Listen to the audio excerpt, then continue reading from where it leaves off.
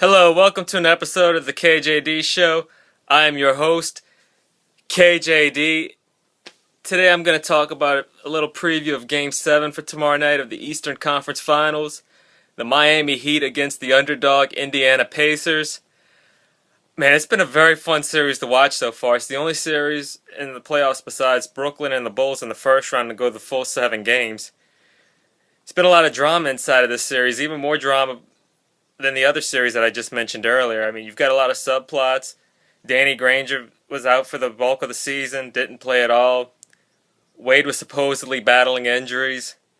You have the MVP LeBron James matching up against the league's most improved player in terms of voting, and Paul George, who many people would agree is probably the next big superstar in the league. I would say he's the third best small forward right now after LeBron and Kevin Durant.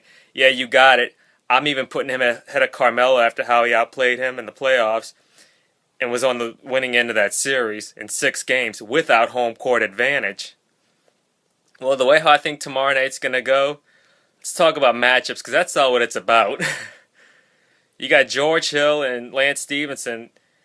The games they've actually played well, Indiana's won. The games they haven't played well, they've lost.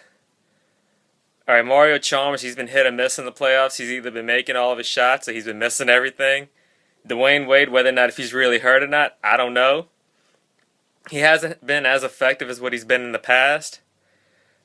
My opinion, I think 2 or 3 years from now we'll really have a better idea if he was really hurt or not, because all that time that the Heat like to flop.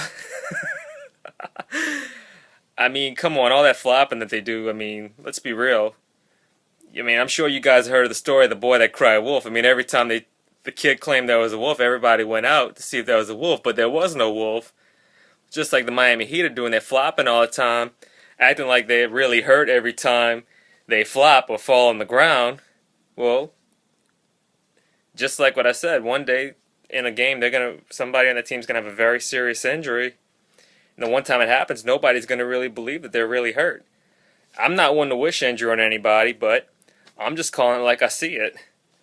I mean, come on, if somebody was pretending they had a calamity around you every time something happened, like at work, if you're a boss and your employee underneath you was always acting like there was a bad situation going on, and every time you checked to see what was going on, there was nothing major going on, and then the one time it happened, you wouldn't believe them.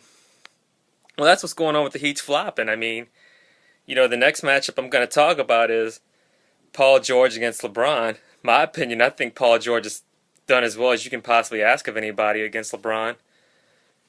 Going one-on-one against him all game. The only true advantage LeBron's really had on him is in the post. That's where he's been most effective in this series. I mean, sure, he's been able to hit the occasional three every now and then whenever he's very open without having to dribble before shooting threes. But LeBron's been most effective in the post in this series because as efficient as Paul George has been in this series against him, he doesn't have the stamina or strength to go up against LeBron in the post every play in this series. And then the bigs. You've got David West and Roy Hibbert against Chris Bosh and Haslam and whoever they want to bring off the bench. Okay, at some point David West is going to break out of the slump that he's been in. He had a good first 2 games of the series, but he hasn't really been that David West ever since. Last night he played with 103-degree fever.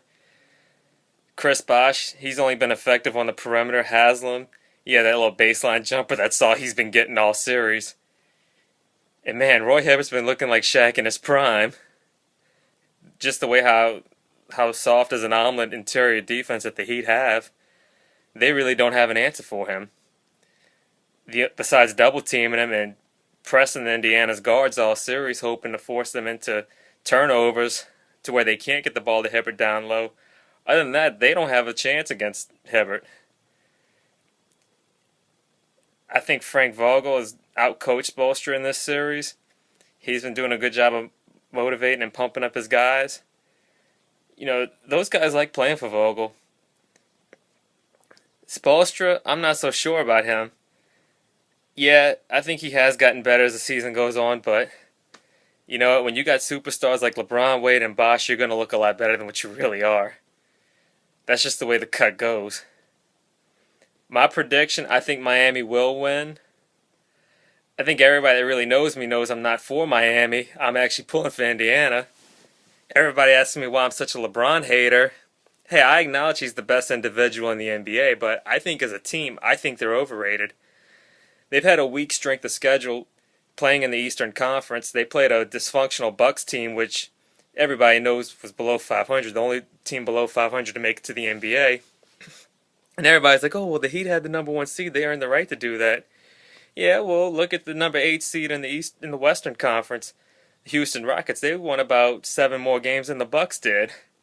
So obviously the East is a lot weaker than the West. I mean, the Bulls team that they played in the second round, as bad as they were, not going to say bad, but they played without the last MVP not named LeBron, Luol Deng and Kirk Heinrich, and they needed 5 games to beat them. I mean, and it wasn't like they pounded them in that series.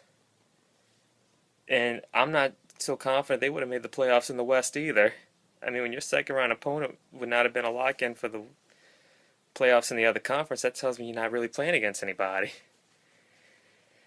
And then the Pacers, I mean, statistically speaking, as well as they've been playing in this series, they would have only been seeded number 6 in the West without Danny Granger. So I'm just saying, Miami has been getting a lot of lucky breaks in this series. Not saying it's their fault. I'm just acknowledging that the huge elephant that's in the room. Hater or not, facts are still facts. You can't ignore that. I mean, I'm just not convinced that Miami would have the same success that they were having if they were playing in the Western Conference. And I think even if they do somehow beat the Spurs and the Pacers, they'll probably be considered the weakest team in history to ever repeat as champions just because of the lack of schedule they've had. I mean, even the Bulls, when they won the championships back in those days, the East was strong.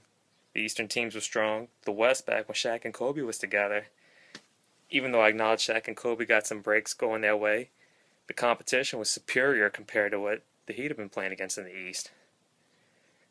I mean, I'm just calling a spade a spade.